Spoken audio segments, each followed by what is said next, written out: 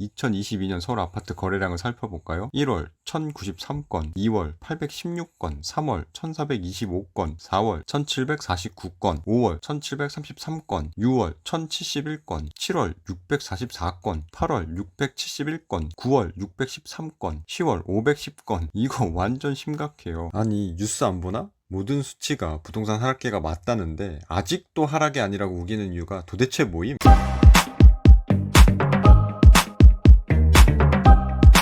안녕하세요, 건마입니다. 한국 부동산원 지수를 봐도 KB 부동산 지수를 봐도 부동산 가격이 하락하고 있는 것은 명백한 팩트인데요. 저 포함 아직까지 부동산 하락기가 아니라고 우기는 사람들이 있어서 도대체 왜 그렇게 말하는지 한번 알아보려고요. 일단 폭등장과 하락장에서 명백히 다른 것 중 하나가 바로 거래량인데요. 시장이 활발할 때는 비쌀 때 팔려는 사람과 더 비싸지기 전에 사려는 사람이 늘어나서 거래량이 증가하는 게 보통이고요. 반대로 하락장이 명백하다면 파는 사람 입장에서 싸게 팔면 손해니까 싸게 안 파려고 하는 것도 있고, 사는 사람 입장에서도 지금 사는 사람은 손해를 볼 수 있기 때문에 가급적 안 사려고 해서 거래량이 감소하는 것이 일반적이라서 현 부동산 시장의 거래량 폭감을 볼 때 부동산 시장이 얼마나 안 좋은지 알 수 있어요. 게다가 실거래 가격도 고점 대비 하락 거래가 계속해서 찍히고 있는 데다 금리는 계속해서 오르고 있어서 집값 오른다고 무리하게 빚내서 집 샀던 사람들이 버티지를 못하고 금매가 계속해서 쏟아질 확률이 높기 때문에 이거는 명백한 하락장이라고 보는 것이 일반적인 시선이죠. 그런데 많은 사람들이 알아채지 못하는 부분이 있는데 그게 바로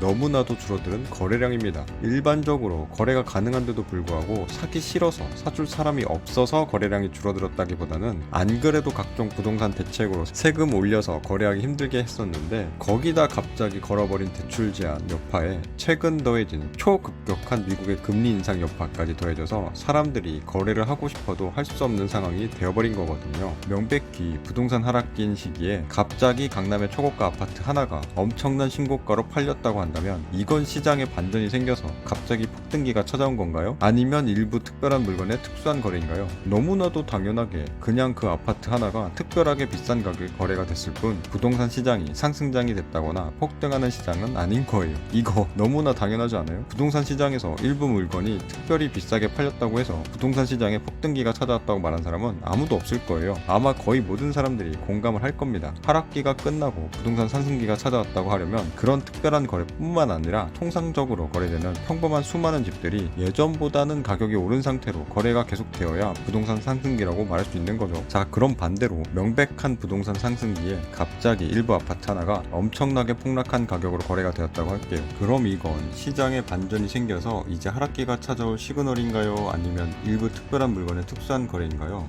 이것도 그냥 너무나도 당연하게 그 아파트 하나가 특별한 가격에 거래가 됐을 뿐 다른 부동산 거래들을 봐야 상승장인지 보합장인지 하락장인지 알 수가 있는 거고요. 아무도 부정 못할 그냥 심플한 팩트예요. 하락한다는 부동산 전문가들이 떠든다고 뉴스에서 나온다고 아파트 거래량이 줄었다는 것만 알지 거래량이 급감해서 부동산 경기 침체가 맞다고 떠드는 사람들 중에 평소 서울 아파트 거래량이 몇 건인지 아는 사람이 얼마나 될까요? 그렇게 떠드는 분들 중에 직접 본인이 알아본 사람이 있어요? 없을걸? 본인이 직접 알아봤으면 그렇게 쉽게 못 떠들거든요. 사람들이 살아가고 있고 국가 경제가 돌아가고 있다면 아무리 경기가 침체되어도 어느 정도의 거래량은 꾸준히 나오게 되는데 시간이 지나 결과가 나와서 이제는 팩트가 되어버린 명백한 부동산 하락기에는 서울 아파트 거래량이 얼마나 되는지부터 알아볼게요. 2008년 미국발 금융위기로 전세계 경제가 나락간다던 그 시기에 최고 거래량은 3월 1722건이고요. 최저는 11월 1163건인데 11월 이후로 계속 하락하는 거 아니냐 할 수 있지만 이 최저점을 기점으로 거래량은 다시 회복이 돼요. 2009년을 보면 최고 거래량은 8월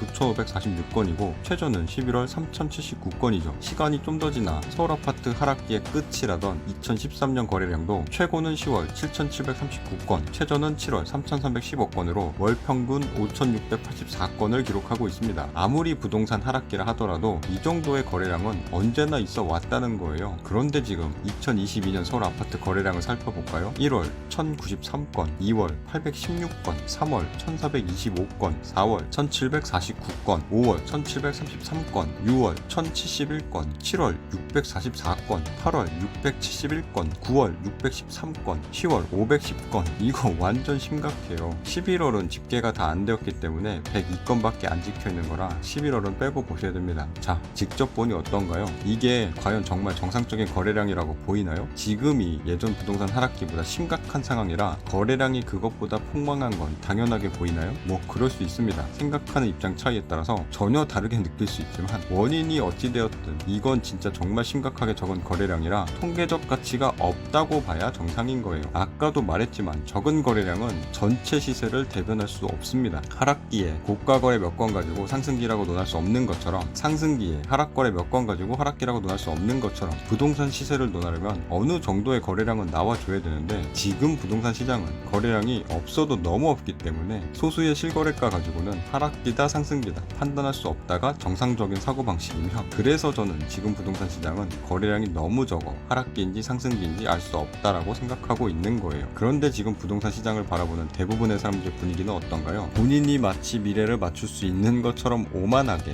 이미 하락기라 단정짓고 앞으로 더 내려갈 거다, 본인이 판단이 맞는 것처럼 확정적으로 떠들고 있진 않나요? 실제 2017년 조금씩 상승폭을 높여가던 부동산 시장은 상승 속도를 점점 높이다가 2018년 말에 예전에 착공돼서 완성이 돼가지고 실제 공급 물량이 늘어난 것도 있고 강력한 부동산 대책으로 인해서 2019년 상반기 잠시 하락기가 찾아온 것처럼 보인 적이 있었는데요. 이때도 거래량이 줄었다, 실제 하락 거래가 쏟아지고 있다, 어깨춤 추면서 섣부른 판단을 해버린 사람들이 있었거든요. 그때도 그랬고 예전에도 그랬고 항상 지금처럼 자신이 미래를 맞출 수 있다는 양 하락기라 자신하며 이제 더 이상 부동산으로 돈 못 번다고 떠든 사람들은 어떻게 됐나요? 지금 시장 분위기가 안 좋은 것 같다고, 이제 폭락한다고 정부에서 얘기하고 뉴스에서 떠들고 전문가라고 하는 사람들이 떠들고 하락 거래가 늘어난다고 실제 그렇게 된 적은 얼마나 있던가요? 객관적으로 자료를 찾아보고 살펴보면 우리는 그 결과를 너무나도 잘 알 수 있습니다. 사람들이 살면서 반드시 필요한 필수적인 집은 그 중에서도 서로 살고 싶어하는 지역의 아파트는 항상 우상향한다는 것을. 아파트에 살고 싶어하는 사람들의 숫자가 줄었나요? 아니요. 사람들이 살고 싶어하는 지역의 아파트 숫자는 늘어났나요? 아니요. 현재 아파트 신규 분양이 원활하게 이루어지고 있나요? 아니요. 늘어나고 있는 화폐 양이 앞으로는 줄어드나요? 아니요. 제가 생각하는 그동안 해결되지 못해 집값이 올라가던 주요 원인들 중에 문제가 해결된 것이 없기 때문에, 그래서 저는 앞으로 집값이 내려갈 확률보다는 올라갈 확률이 높다고 판단하고 있으며, 이런 식으로 본인만의 확고한 기준이 있어야 대다수의 사람들이 틀린 선택을 하더라도 그 사람들에게 흔들리지 않고 본인만의 선택을 할 수 있게 되는 거예요.